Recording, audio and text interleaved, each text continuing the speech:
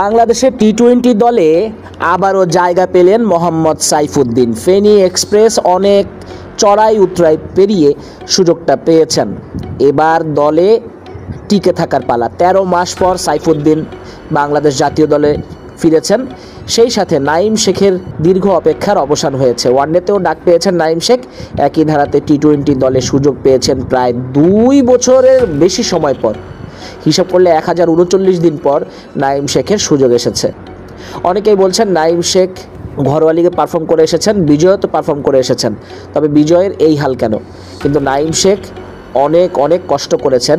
ইউল্যাবের মাঠ ভাড়া নিয়েছেন 7,000 টাকা দিয়ে প্রতিদিন, আলাদা ট্রেনার রেখেছেন, কোচ রেখেছেন, নিজের উন্নতি করেছেন, পায়ের কাজের উন্নতি করেছেন, স্ট্রাইক রেটের যাতে উন্নতি হয় সেই অনুযায়ী অনুশীলন করেছেন, অনেক বেশি ইনভেস্ট করেছেন, টাকা খরচ করেছেন।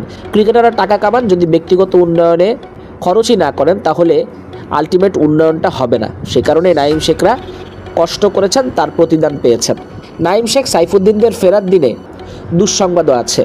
বাদ পড়েছেন নাজমুল হোসেন শান্ত, এছাড়া নেই সৌম্য সরকার, তানভীর ইসলাম, হাসান মাহমুদ। দলে ফিরেছেন মুস্তাফিজুর রহমান, তাসকিন আহমেদ, শরীফুল ইসলাম, নাসুম আহমেদ। শ্রীলঙ্কার বিপক্ষে 3 ম্যাচ টি-20 সিরিজটা শুরু হবে আগামী 10 জুলাই প্রথম টি-20 ক্যান্ডিতে, 13 জুলাই দ্বিতীয় টি-20 হবে ডাম্বুলায়, 16 জুলাই তৃতীয় ও শেষ টি-20 হবে কলম্বোতে। লিটন দাসের পুরো স্কোয়াডে রয়েছেন তানজিদ হাসান তামিম, পারভেজ ইমন, নাঈম শেখ, তাহিদ হৃদয়, জাকের আলী অনিক, শামীম হোসেন পাটোয়ারি, মেহেদী মিরাজ, রিশাদ হোসেন, শেখ মেহেদী হাসান, নাসুম আহমেদ, তাসকিন আহমেদ, মুস্তাফিজুর রহমান, শরীফুল ইসলাম, তানজিম হাসান সাকিব, সাইফুদ্দিন।